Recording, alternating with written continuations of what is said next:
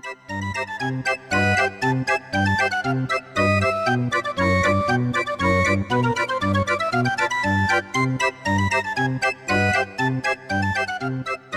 name is Mark Eversole.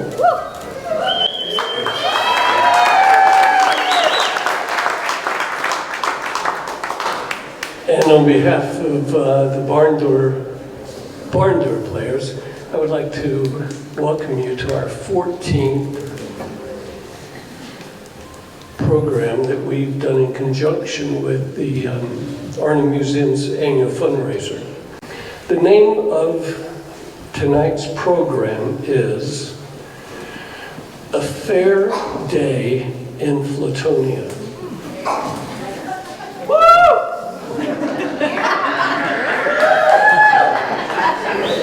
I don't know why you clicked it. That's a great title. A Fair Day in Flatonia. It won't take you long to figure out why it was a fair day in Flatonia. So you'll not be sitting in suspense for very long. The men and women who have been working on the play for the last month and a half or so have worked very hard, despite what Mike says, to entertain you tonight. So we do hope you enjoy. That's all that I've got.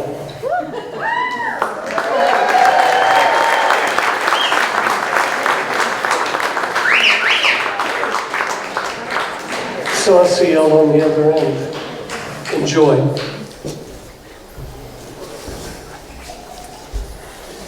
October 3rd, 1913 was a dark and gloomy day. The clouds were so thick and heavy that not even an ounce of daylight could penetrate the blanketed layer of mass. However, by the time the sun set in this quaint South Central Texas jewel, it turned out to be a fair day in Flatonia. How can a town like this have such an enormous collection of misguided souls? What is a man to do? Do about what, Carl? City is broke, our nation's on the verge of a world war, and to top it all off, my cows have gone dry, moved to Weimar, and become goats. Wait a minute. Your cows are now identifying as goats? Yes, sir, Bob. G-O-A-T. Greatest of all time. Now, in one standing, them cows can fill a milk jug, a soda water bottle, a specimen cup, a petri dish, anything that'll hold milk. Oh, my. And how do you think these fine folks of Flatonia are dealing with these dark clouds hovering overhead? They want to throw a party. A great big festival. Well, you know, there's nothing at your problem like a good old rip-roaring party. Yeah, let's throw a party, a great big festival. Thousands of people will come. Yeah, thousands of people will come. Let's be nutty. That's pretty cute, Carl. Making your hands talk like that. I didn't know you could do that. I especially agree with that left hand, the thing about all that money. You do you? Well, personally, I think having a party or a festival is a stupid idea. Oh, come on, man. At least you're thinking. This town could use some excitement. We need excitement here about as much as we need to annex Malton. Carl, are you trying to be funny? We don't need to annex Moulton. What the hell we do all them pig farmers? All right? You want excitement? You realize in this town right now, we got women that are starting to clamor over the idea of the right to vote. Is that excitement enough for you? Well, my wife, she kind of likes that voting idea. She told me that I like it too. You realize we have more saloons than churches, more sinners than Satan, and majority of the people in this town got a bigger ego than they do a brain. How is that for excitement? Well, since you brought up this here festival idea, I've got to admit that I've been thinking about becoming an Spit it out. an entrepreneur. Oh, Lord, is there no end? Oh, wait a minute. Listen to my idea. What if we have ourselves a big old chili cooking contest? We could charge an admission fee. We could give out a few awards. We could play some music. We could drink lots of beer. Now tell me, doesn't that sound like a hoot? Okay, your idea reminded me of something I stepped in pasture this morning. It stinks. I'm just getting to the good part. We would invite the whole wide world of Texas to our chili cooking contest and tell them to bring lots of cash money. Now tell me that ain't a winner. Hubert, that ain't a winner. For one thing, chili ain't real food. Chili is too real food. It's one of the 4 major food groups. It just beat out Shiner Bock for that last spot. Do you know why chili is so dang popular? Yeah, because it tastes so good, especially when you put a big old scoop of pinto beans in the mix. No. Chili is popular because we have an abundance of dead squirrels. Oh, no, that ain't right.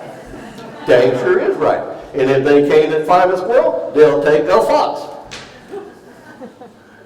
Or an owl. Soak them overnight in kerosene, and voila, you got chili. Carl, you're just trying to scare me. I'm not buying none of that. And one other thing, when you're in the presence of real Texans, don't you ever mention adding pinto beans to your chili, because it just ain't done that way. But Carl, you need to think in a big picture. The really big picture that has a bowl of chili in it. Carl, Hubert, 2 of you are raising such a ruckus over here. We just couldn't help but eavesdrop on your conversation. Carl, are we to understand that you're soliciting ideas for a town festival? A festival so big it'll bring thousands of people with their pockets and purses lined with cash money? Hold on. Me and Carl have already decided on the proper festival. Right, Carl? I have been trying to explain to Hubert that... But Carl, we agree with you 100%. We need a great big festival, a real jaw-dropper and a cultural icon for our little town. That is not what I was saying. Now, Carl, now we know that you're just too humble to take all the credit, but you don't have to worry about that, because we will take some of the spotlight from you. We are very well trained in that regard. Indeed. In fact, I'll start by nominating myself. No, wait.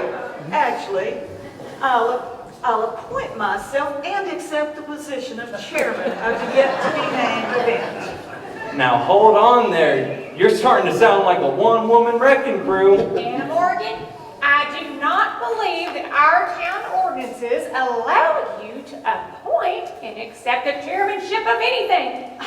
That's just a petty detail. In fact, y'all should just quit wasting your time trying to come up with an idea, because I've got the solution and it's perfect. I can just see the banner across Main Street now.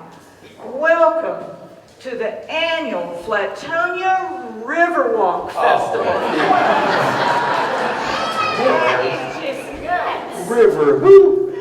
Somebody better call Doc Harper, because this woman needs medical assistance immediately. Come on, people, work with me now. We can just put this thing together.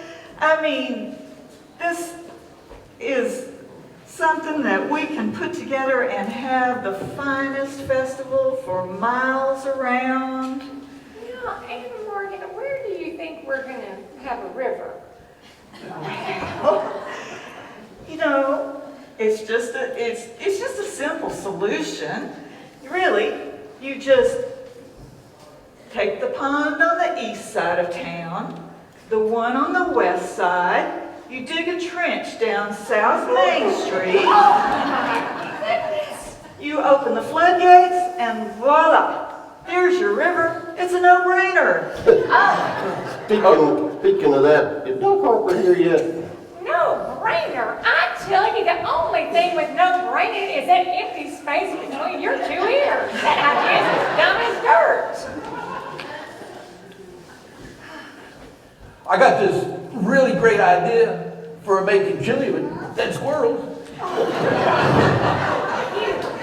Hubert, would you just hush? Now listen, I have an idea myself. And my idea is going to unleash a flurry of excitement the likes of which this little town has never seen. Have you ever heard of the running of the bulls in Spain? Miss Nora, you won it. You know, I typically take you as a level-headed person, but today I feel your level might be a little tilted in the wrong direction.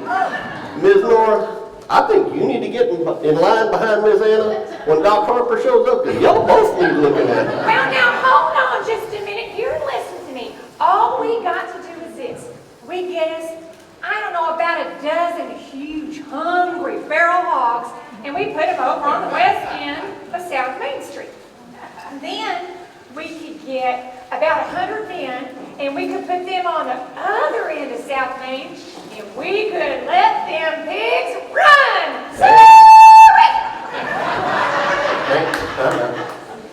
When you say let the pigs run, are you referring to the men or the hogs? Hogs running after humans? How uncivilized. I must say, even for Flatonia, that is a little harsh. Plus, what are we going to do with all them hogs once we're done? Pig chili!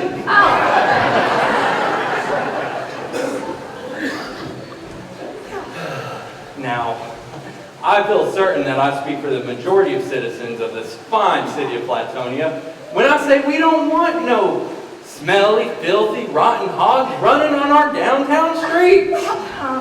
Now just be gentle, Clayton. It's obvious Ms. Nora is under some kind of duress. Well, ladies and fine gentlemen, may I present to you the idea that is a no-fail opportunity for this festival.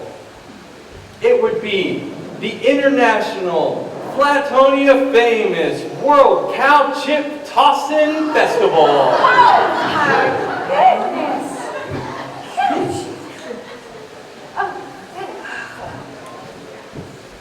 Well, you know we are farmers and ranchers who work the land and get their hands dirty. Well, working the land doesn't mean we go around sticking our hands in cow poo. Well, you could stick them on trophies. We could get one for the biggest, the wettest, the driest, the smelliest. The options are endless. And so is the profit. Are you telling me that you honestly think we're going to make money getting people to put their hands all in cow pucky? Ew! Sure am. The cows lose it, we use it, and then we find some city slicker and charge them to fling it.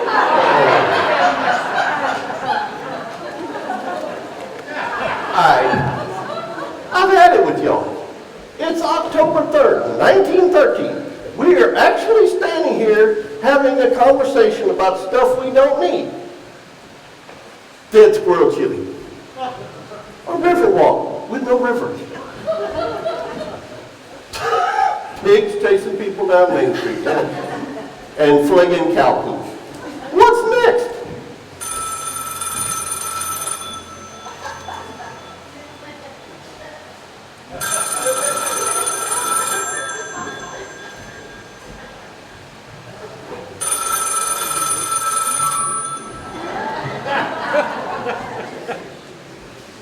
Hello?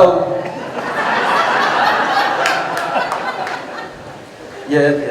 I know, it shouldn't be this complicated. Yes, we're all adults here. Selfish? Well, I think certainly some are a little self-absorbed. Yeah, selfish is a better word. So, what should we do? Hadn't thought about that. I'll be sure to let them know. Say, by the way, did you have a chance to think about my chili cooking contest idea? Pretty slick, wouldn't you say? No. I understand. I like squirrels too. No, I wasn't trying to be funny. And I'll let them know. And thank you, ma'am. It's always a pleasure talking to you. Hey? What the hell was that? What is that all about? That was the answer. The answer to what? You know, to the thing we've been talking about. Now, hold on. Are you trying to tell me that you got an answer from someone with that little contraption you were just holding up to your head? It wasn't just someone. It was the one with the answer to all our problems. I am so confused. You're telling me, out of the big blue sky, someone came and gave you the answers to all our problems with this festival? That's exactly what I'm trying to tell you. Hey? So, what's the answer? A fair. A Flatonia fair. Nothing more, nothing less. A Flatonia hometown fair. Now, why didn't we think of that?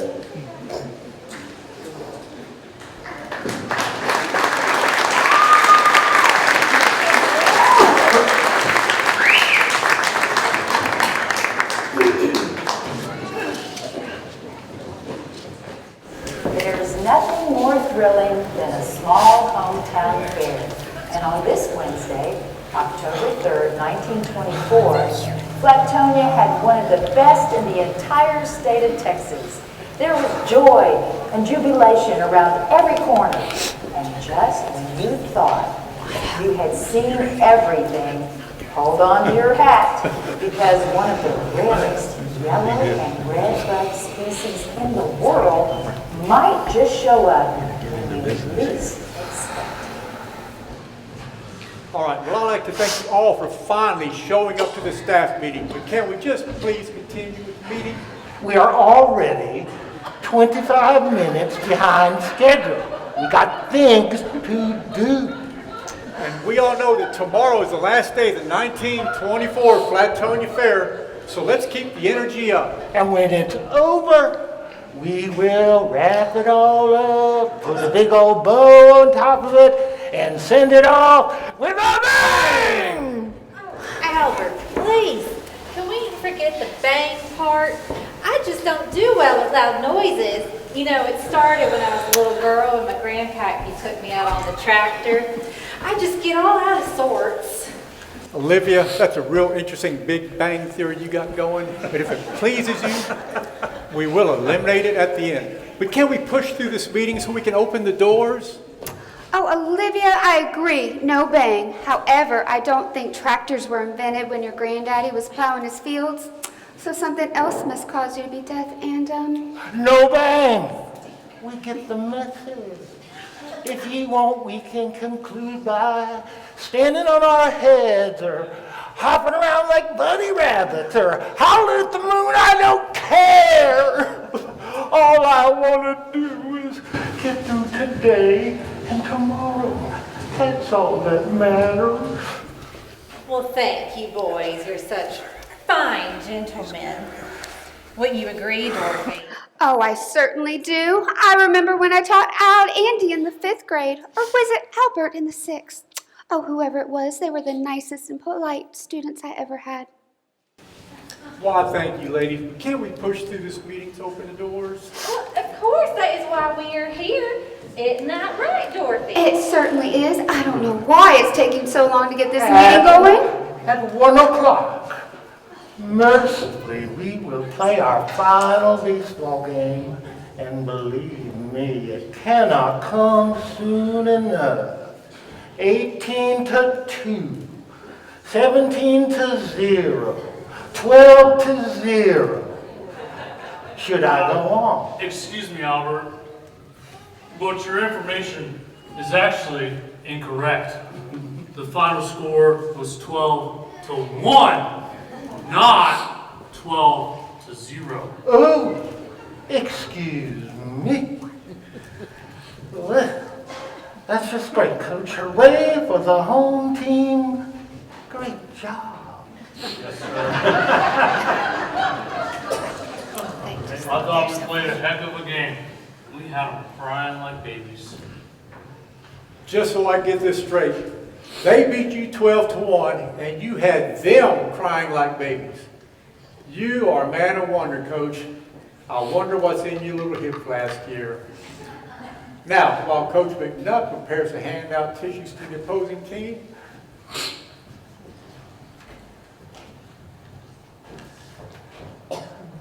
Okay. Well, shall we proceed? sure. Okay. So, and at 3 o'clock, we will have the results of the livestock judging.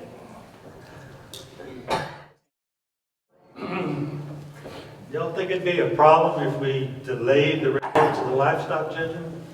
You want to delay it just a couple of hours? Maybe you want to wait until tomorrow. Well, actually, I was thinking if we delayed it until next year, it would be a wise decision. You want to eliminate the livestock judging from our fair? You can't be serious. That has always been the backbone of our fair, and it always will be. Gilbert, you do whatever you need to do. You have that livestock show ready at 3 o'clock.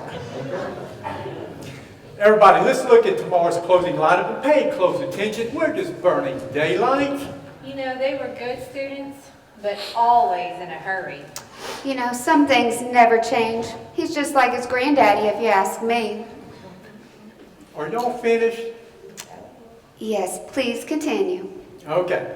Tomorrow we're going to start by announcing the blue ribbon winners of the baby contest. And immediately following that, we will conclude this year's fair with the most daring, dangerous, death-defying performance you will ever witness. To give you a brief preview, we have with us here today the inventor of the routine and the two brave performers who will risk life and limb just to entertain you. Please welcome Mr. I Declare, sir. The floor is yours. Thank you all for having me here today. This is so exciting. You're going to love this. Now, I know your time is valuable, so I will keep this as brief as possible. What you will see tomorrow is the sight of Miss Lovey-Dovey flying through the air for nearly 30 yards. Yes, she will. Oh, she will float like a bird, so precise and so gentle. And then, in a feat of strength and skill, she will be caught by Mr. Mighty Joe Murphy, just inches before crashing to earth. Oh, yes. Ladies and gentlemen, please put your hands together and give a big Flatonia welcome for the lovely and talented Miss Lovey-Dovey.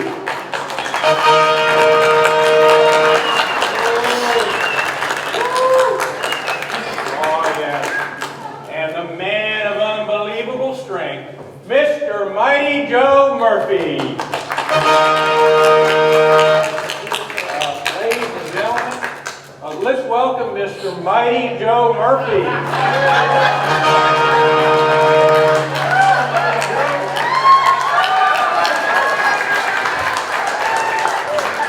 Mighty Joe, what are you doing back there? What are you afraid of? Where?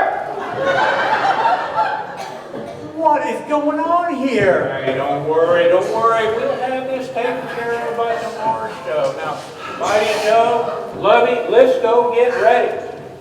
Come on. Come on. Be ready.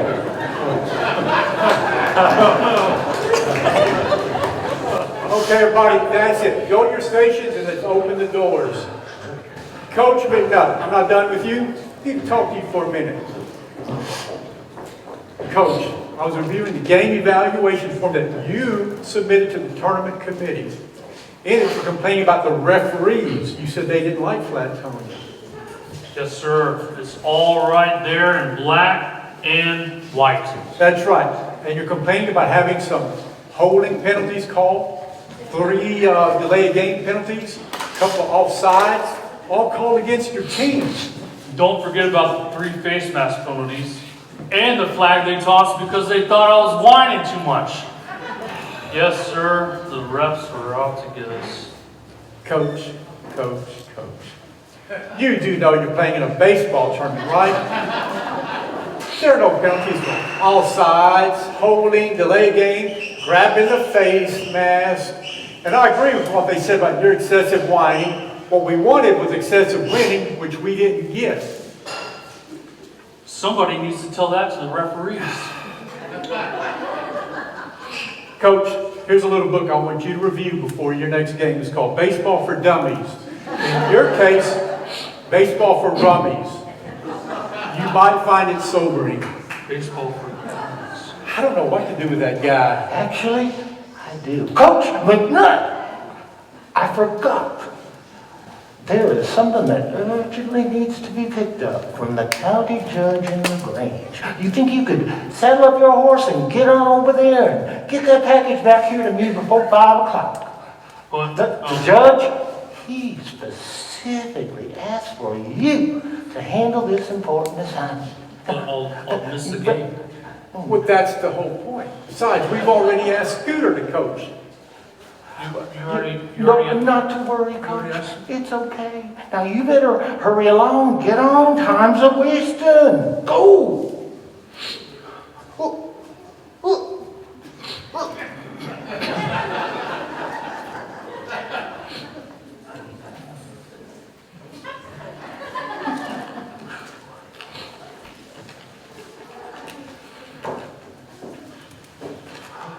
Andy, Albert, are y'all sure y'all don't want to cancel this year's livestock show? Gilbert, we have had that conversation.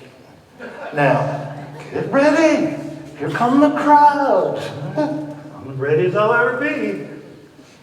Welcome, ladies and gentlemen. Please gather around. Come up here and have a good look at our livestock show.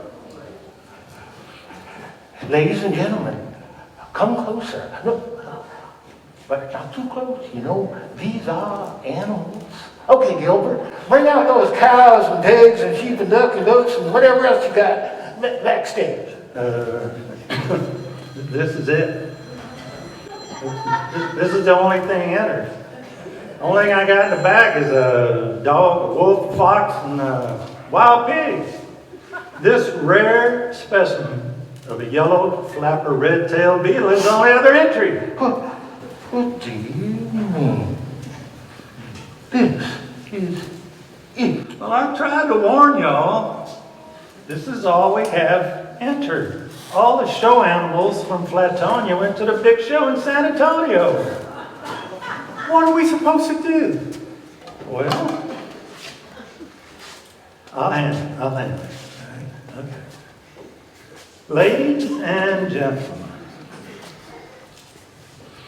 this year's livestock show is going to be a little bit different. We thought it ought to be a little more educational. I thought that each of you should have the opportunity to view one of the rarest creatures on the face of the earth. Now you listen to Gilbert carefully. You know, he is certified in the study of these very, very rare beetles. There hasn't been the sighting of one of these yellow flapper red-tailed beetles in the Flatonia area for more than 500 years. Why, it's as rare as rocking horse poop. You have to admit that rocking horse poop is pretty doggone rare. You'll never find one of those critters at the fairs in Houston or San Antonio. No, sir. So I'm going to take it out of here so y'all can get a much better look.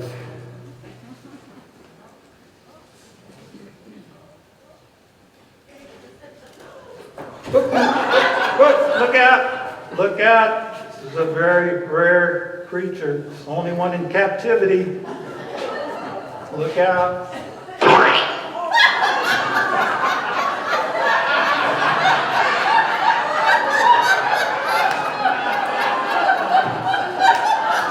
Oh my gosh.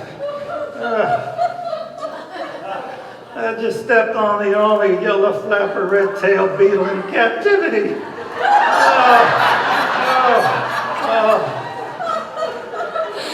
Good move, Gilbert.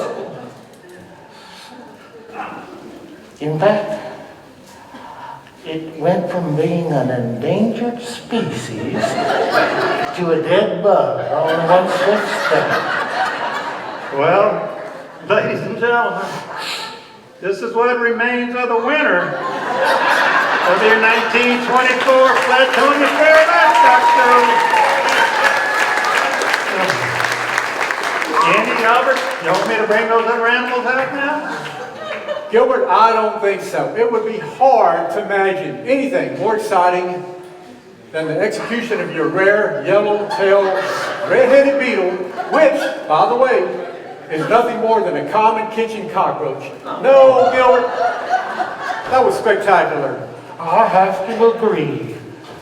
Gilbert, you did a great job. In fact, I would go so far as to say it was a smashing success.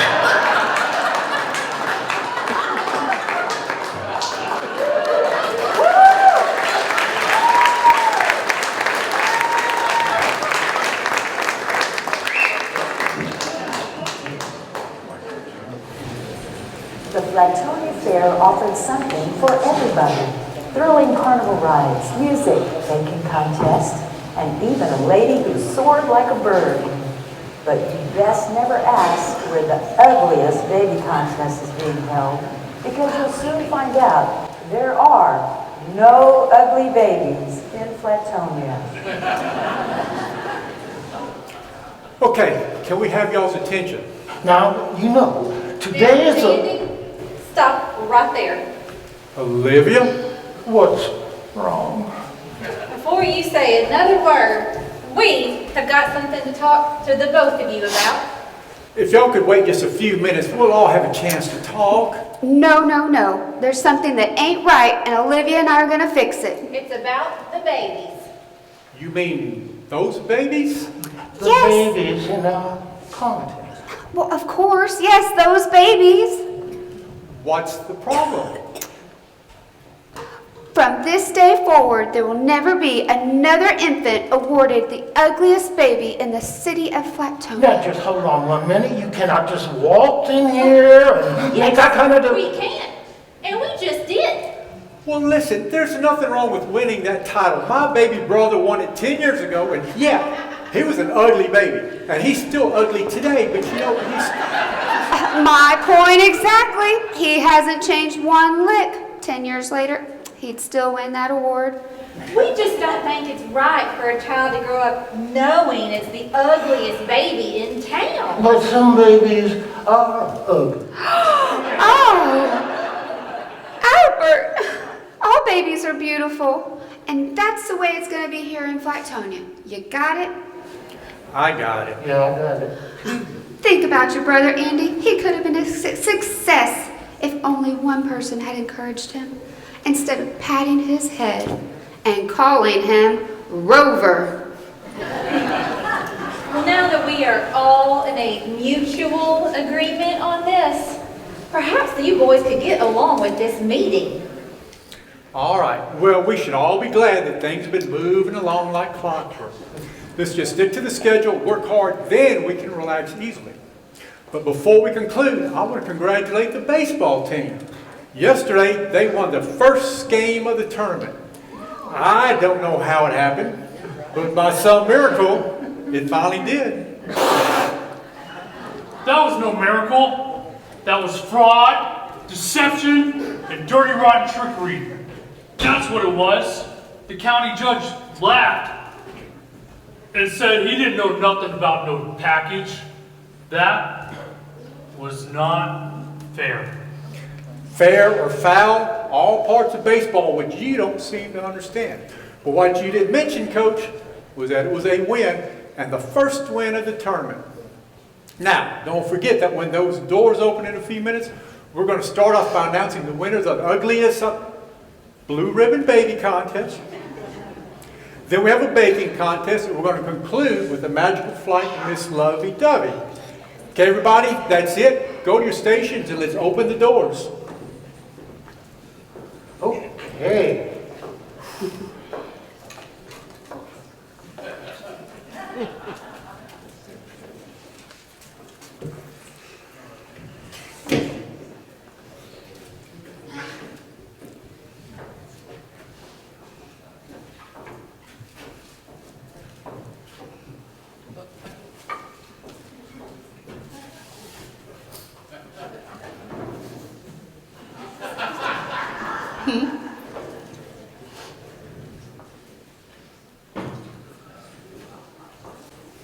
Ladies and gentlemen, please come closer so you can get a good view of Flatonia's finest babies. But please tiptoe, because the little tykes are sleeping. Speaking of Flatonia's finest, we have two of our former school teachers here to help us hand out the blue ribbons to the babies, Miss Olivia McGovern and Miss Dorothy Holland. Thank you, boys. It is my pleasure to get to introduce to you these blue ribbon babies. So first up we have, well, he's the healthiest baby. Mr. Ronnie Ray Runnels, born at 28 and a half pounds. Olivia! You can hold Ronnie up when I'm done. Where was I? Olivia, yeah. Olivia. What is it, Dorothy? Ronnie's not here. He's not in his crib. That can't be. Mate, you know what? He probably needed a diaper change, 28 and a half pounds. That's gotta be a load. We'll move on. Yes, that's a good idea. Well, next we have our tallest baby, Mr. Willard Longfellow. Olivia? What now, Dorothy? He's not in his crib either. And neither is the prettiest baby, Miss Zelda Ferkel. They're all gone. I don't understand. But I didn't see any of them walking out of here. Scooter, could you come out here, please? Wait. Scooter, these babies aren't here. These babies? I know these babies aren't here. That's what I'm saying. They're gone, vanished, missing. They're not here. No, these babies are not here. What is that supposed to mean? It means this baby Oh my God. isn't here. You're right. This baby is not here. And finally, that baby ain't here either. Scooter, do you know where these babies might be? Certainly, they're in show tent 1. Show tent 1? Well, I got it right here in my notes. Show tent 1. That is a conspiracy because someone changed these schedules and did not give us the update. Olivia, Dorothy, if I were you, I would just march right on over there to show tent 1 and pass out those ribbons. Now hurry along. Go. I said he was nice. That's a load of crap. Some things never change. Let's go. Oh, Scooter, by the way, good job coaching that baseball team yesterday. You're welcome, sir.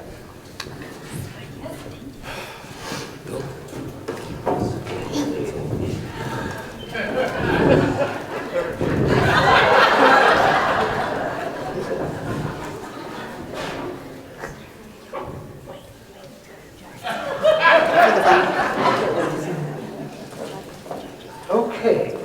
Now, next on our program is one of our most anticipated events, the finals of the baking contest. And we have two finalists, Pierre LaFrance and Janice Rose. Now joining us as judges are two of the original Flatonia Fair Committee members, Miss Anna Morgan And Carl Muller. Okay, judges. I hope you've got a lot of oink in you, because I think this is going to be wonderful. Now, while our contestants bring out their creations, let us confer about the rules.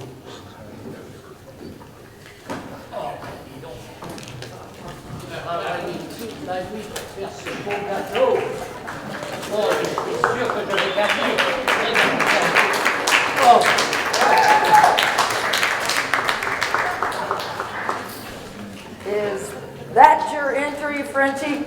Yep.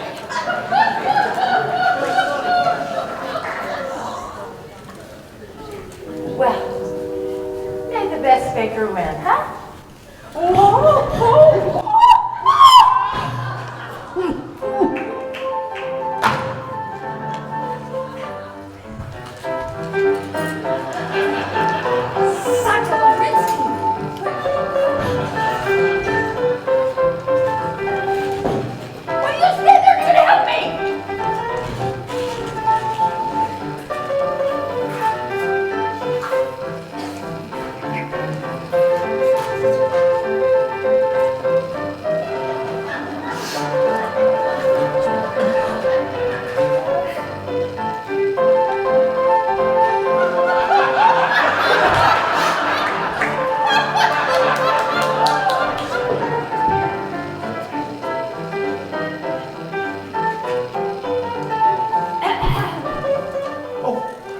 Are we all in agreement with the rules? Absolutely. Okay. Well, first up is Pierre's French cream custard-filled cake with layers of crushed pistachio all in his icing.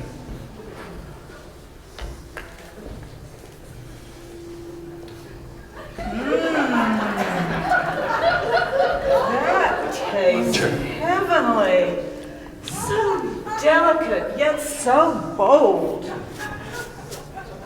Yep, I'd go beyond saying that's probably the best thing I ever ate. Do we get a doggy bag? I gotta agree with you, Carl, but it's spectacular. Well, I can't argue with any of that.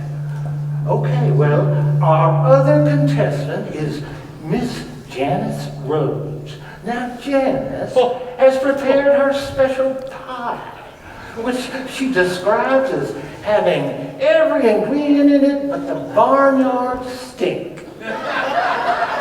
Barnyard stink. Now, that really don't sound very appetizing.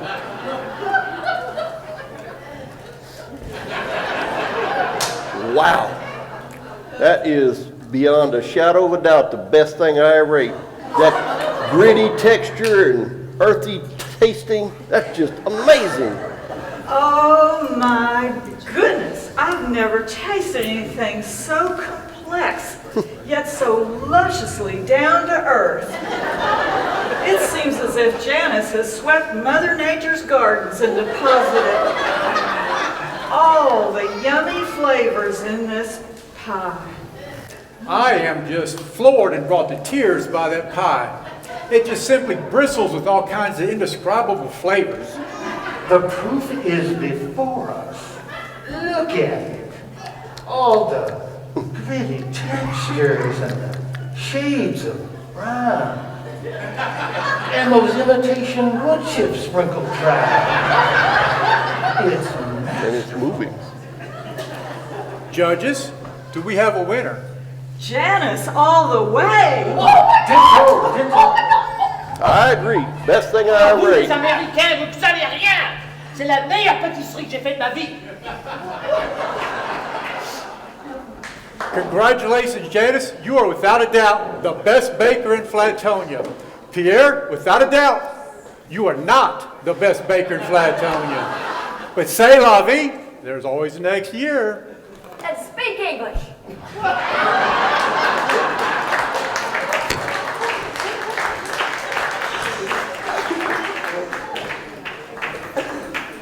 I certainly didn't see that coming. But my, wasn't that excellent? And speaking of excellent, you are about to witness something that's going to absolutely fill your hearts with fear. And what might that be? It's the moment we've all been waiting for, the magical flight of Miss Lovey-Dovey. According to their manager, they have constructed a 100-yard-long wooden ramp upon which they will race their open-air jalopy down that narrow path until they slam on the brakes and vault Miss Lovey-Dovey into her flight path. Miss Dovey's going to take the air and spread her wings, and she's going to fly high like a free bird into the waiting arms of Mighty Joe Murphy. Could it get more exciting? Okay, ladies and gentlemen, please welcome Mr. I Declare, manager of Miss Howdy, everybody! It's great to be here in Flatonia. Now, you've heard what to expect, so if there are no questions, let's get on with the show. Mr. Clare, I've got one question. Where did you find such a high-flying creature? I tell you what, I'm going to let her tell you herself. Ladies and gentlemen, Miss Lovey-Dovey!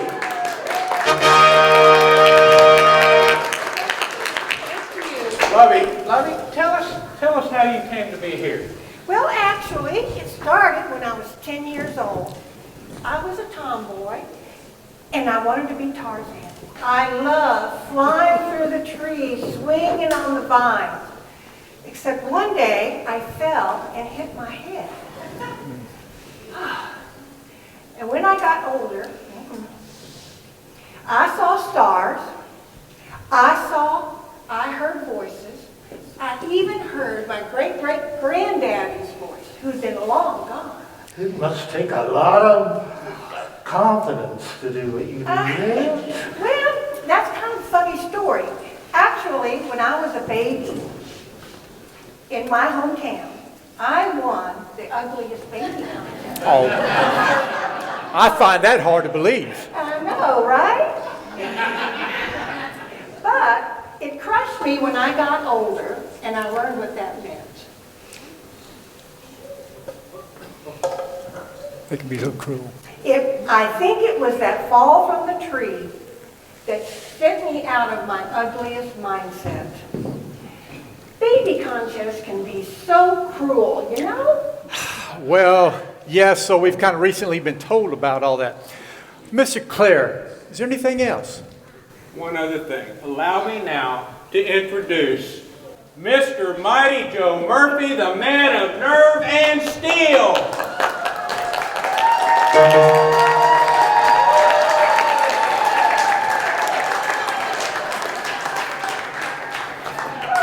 Mighty Joe, is there anything you would like to say? Yes, let's get this over with. I'm hungry.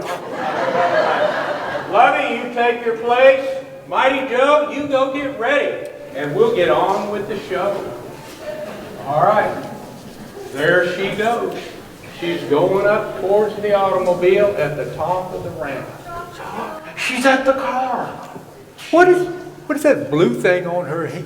Oh, that's a little safety helmet, but she just wears it because she thinks it makes her look cute. She doesn't really need it. Oh, the car's starting up. The car's starting up. There it goes. It's going down a ramp. Gaining speed. Oh, slamming on the brakes, and there she goes. She's flying. Oh.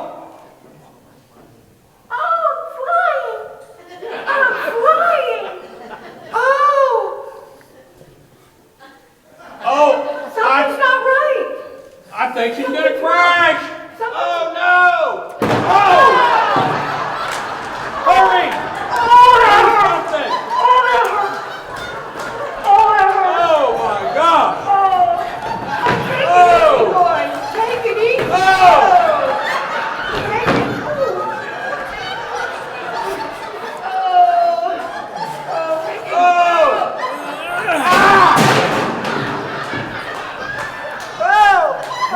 Get this car off here! It hurts! Hurry!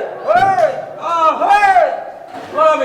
Lovey, Mighty Joe, are you hurt? Oh!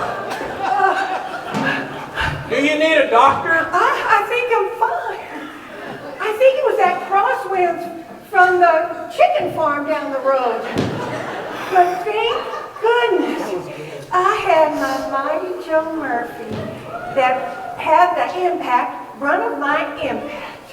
Oh my God, thank you. The brunt, did you say the brunt? It felt like a tornado dumped a whole feedlot of cows on my body. I quit. We can't let him quit. We got another show tomorrow. Just tell him you'll go buy him lunch. That always works. Oh, you're right. Oh, you're right. Mighty Joe, let's go. Lovey's gonna buy you lunch. Lovey. Mighty Joe, this way. Come on, this way. His head's a little spinning. Let's go. Ladies and gentlemen, Lovey Dovey and Mighty Joe Murphy.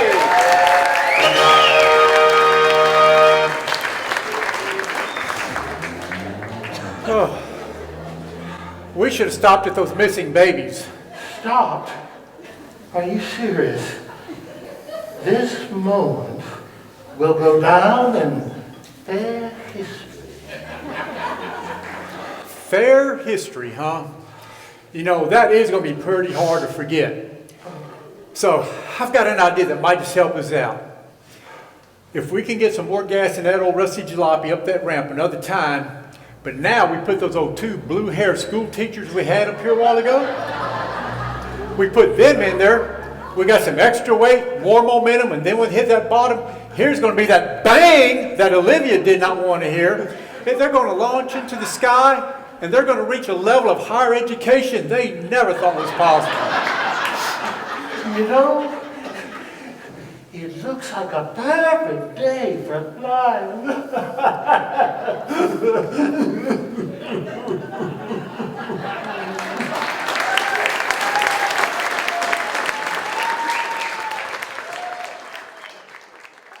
Uh-oh, where's the laughter?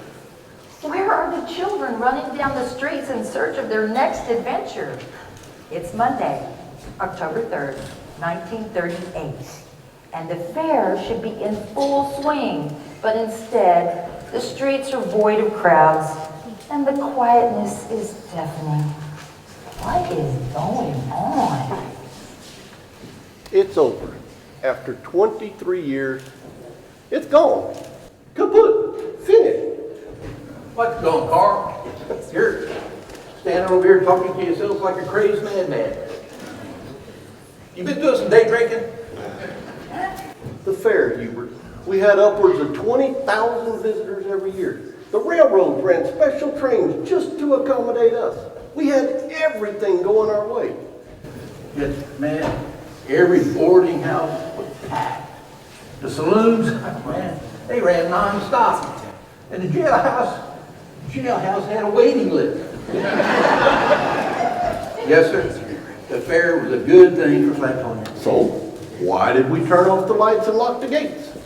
Well, I guess in the long run, we just didn't have enough money to keep it going. We survived a world war, a dust bowl, a depression. Hell, we even survived a law that let women vote. Why couldn't we pay our bills? It just ain't gonna seem right when fair time rolls around and we don't have that livestock show, no ugly baby contest, no good cakes and pie, or those special performers that come here from all over the world. You mean like that flying crazy daisy lady? Oh, actually, her name is Lovey Dovey. Yeah, whatever. And she's always going to be remembered for that nosedive she took in here. Her skid marks had pain written all over them, didn't it? Ooh. I read that her and that Mighty Joe fella ran off and got married. Had themselves a bunch of babies and changed her name of their act to Lovey Dovey and the Flying Tweety Bird. You don't reckon they sent them kids flying, do you? Oh, no, not exactly. It seems like after that disastrous event in the arena, her and that Mighty Joe guy invested in a net. You know, people are strange animals, Carl. Yeah, I hear you. Well, speaking of strange animals, don't look now, but we're about to have some company. Ladies, Clayton, how are y'all this morning? Well, our mornings in the park are usually nice, quiet, and Unless the two of you are around, and then it just all goes to hell. I mean, don't you think the two of you could find some dilapidated old deserted barn to have your meetings in? Well, actually, me and Carl were just talking about how we're going to miss the Flatonia Fair. You know, the fun, the laughter, and the livestock. Especially the livestock show. And now, since you guys showed up, only thing we're going to miss is the fun and the laughter. You guys crack me up. Sometimes I don't know whether I want to laugh or punch you in the nose. Well, you just keep laughing, Clay. That way people always wonder, what the hell are you up to? Well, Miss Anna, now that the fair is closed, what are you going to do with your spare time? My time? Oh, well, I'm just as busy as an aunt at a family reunion picnic. And how might that be? Well, y'all remember way back in 1913 when I suggested that Flatonia have an annual river festival? Yes. Weren't you gonna flood downtown and give swimming lessons or something like that? And you know, honestly, I didn't think that idea held much water. Get it? A river festival? Not holding much water? I crack myself up sometimes. Well, for your information, Mr. Smarty Pants, the city of San Antonio is going to be opening a river walk in less than 2 years. And guess who they want as an advisor? Are you serious? Are you telling me that the city of San Antonio actually contacted you for help? Well, not exactly, but I did read in the paper where they're trying to control flooding by clearing and widening their downtown river. And so I took it upon myself to tell them about the plans that I had once envisioned for Flatonia. You know, shops, bars, and restaurants along the river. You know, who could ever imagine San Antonio having a tourism-friendly riverwalk? Nope, not in a million years. Well, Ms. Nora, what you got going on nowadays? Well, I have gone into business with Janice Rhodes. Janice Rhodes. Now, why does that name sound familiar? You remember Janice? She's the one that won that baking contest back in 1924. Yeah. You remember, you and me was judges for that contest. I still remember the quality of that pie. Exactly. You know, we've been baking pies together for about 7 months, and she still will not give me the recipe for that secret topping of hers. Yeah, that's what I remember most about it, that earthy taste and that gritty texture. Man, that was amazing. That pie was yummy. And the topping was the best part of it. It kind of just stuck to the roof of your mouth and then just slowly crumbled away. Exactly. Well, now, she won't give me the recipe, but I will tell you this. You have never seen the likes of that woman when it comes to keeping the floor clean. She sweeps that bakery 5-6 times a day. I have even caught her sweeping the barn. She says it gives her inspiration for new topping ideas. Look, Clayton, you're the last one left, so what's up with you? Well, as I was standing in this exact spot in 1913, I gave you all the perfect idea for a no-fell festival. And unfortunately, you all just laughed and made fun of me. So since then, I have been perfecting it. And actually, I'm ready to take it on the road, even to foreign countries. Foreign countries? Yes, sir. Once I get my passport and all my required shots, I'm hitting the road. Hitting places like Oklahoma, Louisiana, maybe even LA. All right, hang on a minute. Now, when you say LA, I'm going to assume you're referring to Lower Alabama. Oh, Clayton. Poor Clayton. And exactly what is it you're going to do in these fern places? I'm glad you asked. It will be called Clayton's world famous cow patty bingo. Cow patty bingo, is that what I think it might be? If you're thinking of making money, it sure is. Now, who in their right mind is going to come watch cows pooping on a blanket?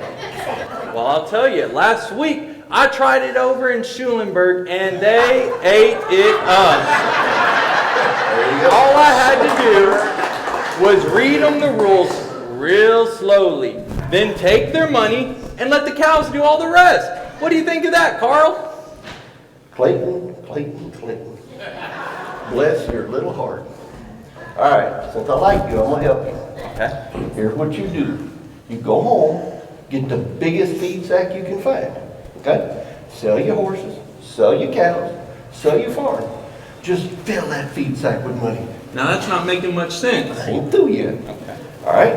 When you get that sack full of money, you head over to that brand new doctor in house over in LaGrange, and you get the finest doctor there.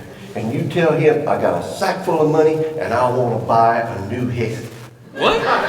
Yes, sir. You tell him you want to buy a new head, and maybe, with any luck, this time you'll get one with a brain.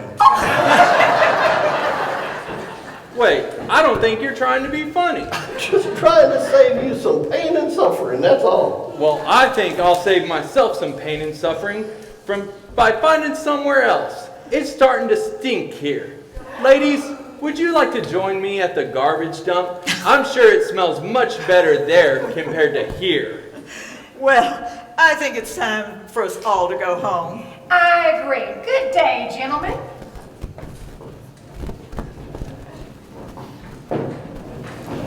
Way to go, Carl. Now we can get down to some serious business. What did you say? Well, being the businessman I know you are, I know you haven't forgot about my chili cooking contest idea, right? No, I actually completely forgot about it. Yeah, that's what I thought. I knew you'd forget. You know, kind of seemed like we did have this conversation about 20 years ago.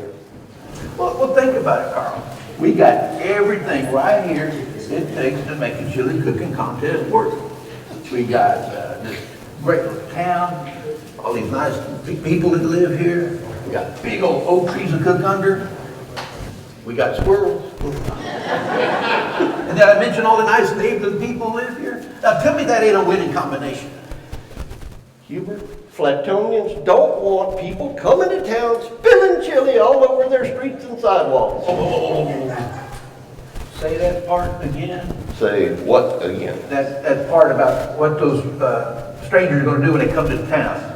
I said the citizens don't want spilled chili on their streets. That's it. Spilled chili? No.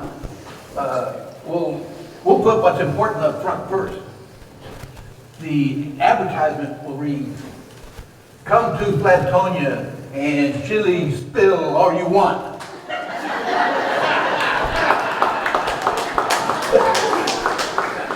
Chili spill. What the hell kind of name is that? That name will outlive the Flatonia Fair. People will be coming to and talking about the chili spill for years to come. Hubert, I think you need to get your shots and your passport and join Clayton on his fern tour. Chili spill. I think y'all are both nuts. Really, Hubert? Chili spill. Chili spill. Man, it's got a good sound. It's got this. I got this song just kind of coming into my head. Oh, Lord, don't say it. It goes something like this. Oh, chili spill, oh, chili spill, please come to town and drink our swill. No, please, God, stop. All right, for one thing, that name ain't near catchy enough. And two, that song would make a bullfrog puke. Hubert, I only got one thing left to say.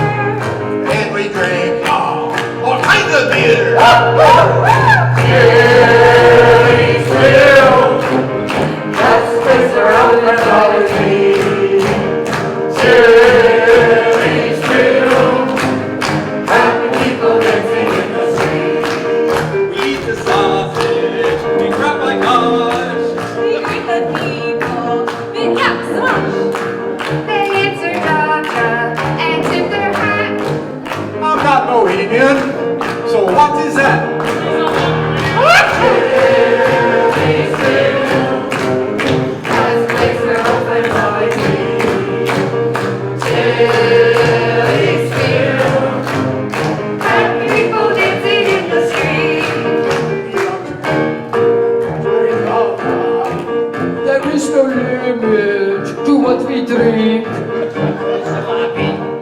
Yeah, you're here. Now settle down, let's have a little cheer.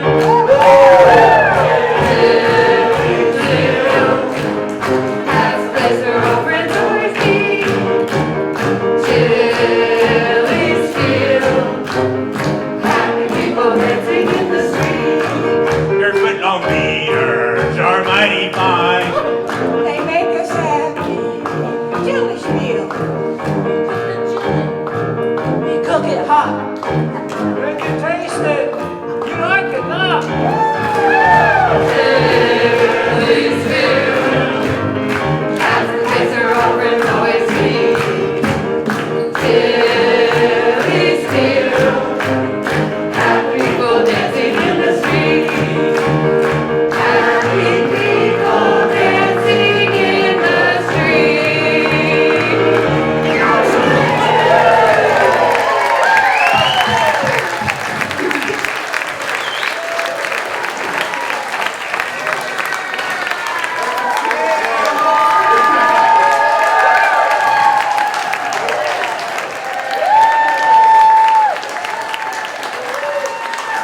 Thank you all for coming.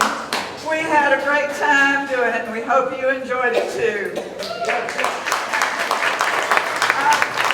I know some of you always want to sort the facts from the fiction, and usually we have a grain of truth in this, but let me tell you something.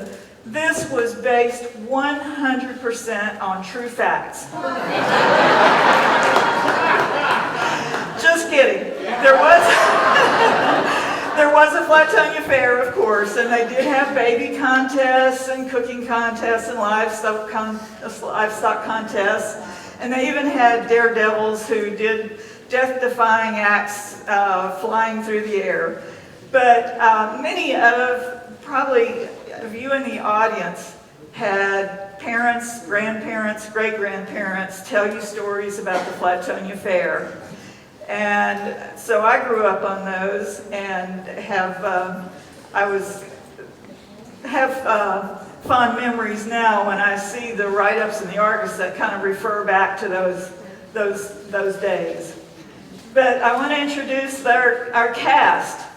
But before the cast, I'd like to thank our crew, Eddie Vallon and his staff.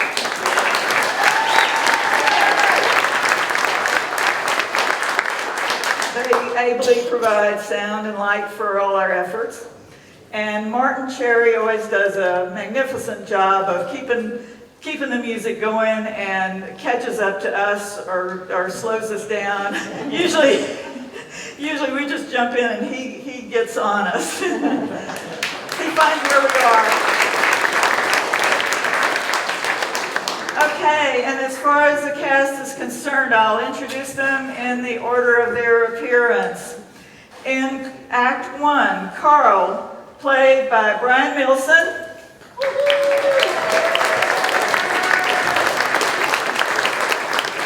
Hubert, played by R.J. Steinhauser.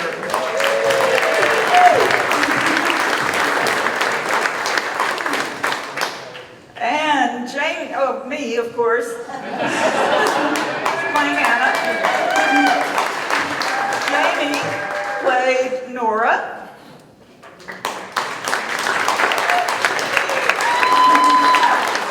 And Mark told you about the absent Gerald Freitag. And I've actually got something for Becky here. Okay. This is a birthday card. Becky, you out there somewhere? Would you please come accept this?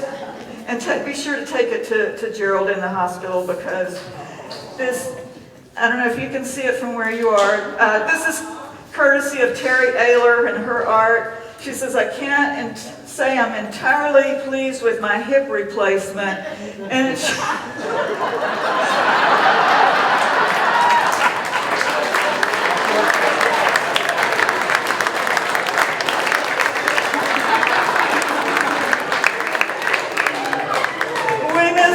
in many ways around this museum, but I think you'll agree that Chris Swinning did a bang-up job.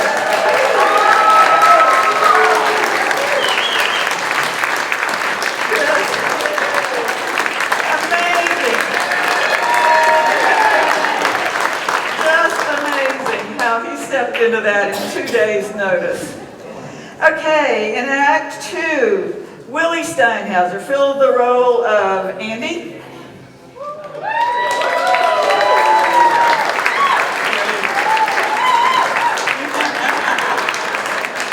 Willie in his comb-over.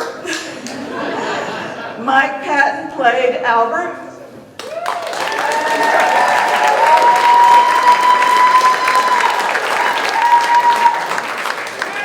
Mike can really make a role his own. Olivia and Dorothy, the school teacher, baby contest judges, were played by 2 newcomers to the Barn Door Players this year, Casey Ring and Crystal Shepard.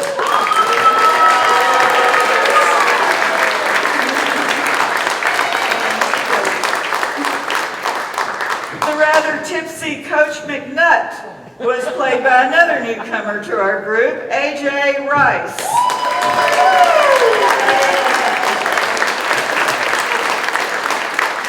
It's great having him in the cast. The showman extraordinaire, I.D. Clare, was played by Bernie Satterwhite.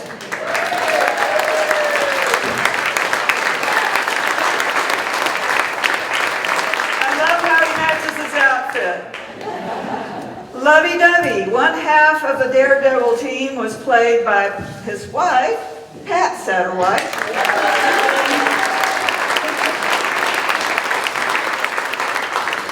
And the other half was played by, this was Mighty Joe Murphy, of course, was played by Joe Gottish.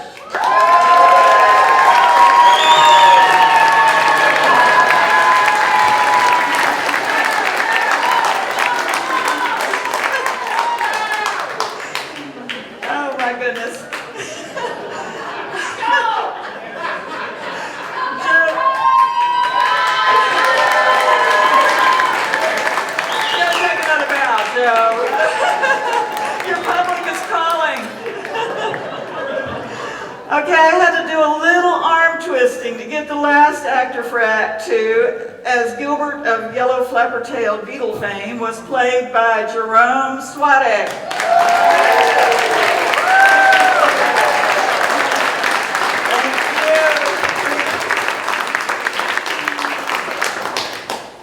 In Act 3, graduating from Master of Ceremonies to an acting role for the first time as Scooter, we welcome back Louis Steinhauser.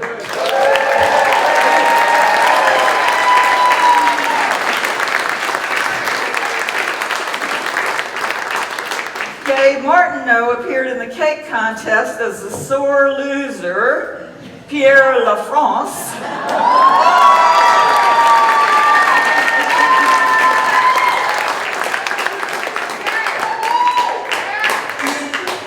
Terry Ayler played Janice Rhodes, whose pie had a very mysterious quality.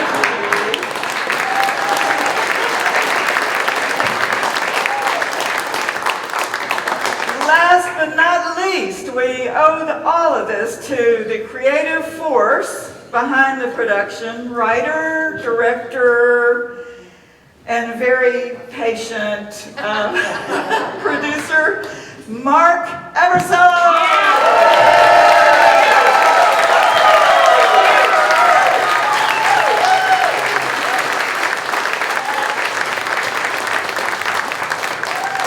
Mark always does such a fantastic job of taking some Flatonia. He's nodding his head. Yes, I do. Fantastic job of taking a little bit of Flatonia history and just making it a bizarre and absurd and fun.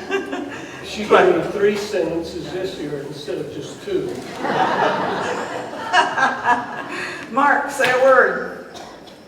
Thank you all for coming and for your support of the Arnim Museum and for the support of the Barn Door Players. we do enjoy it. But these guys up here did a fantastic job. The men and women have worked so hard, and I mean, it's hard to believe that so much talent exists in such a small town. You know?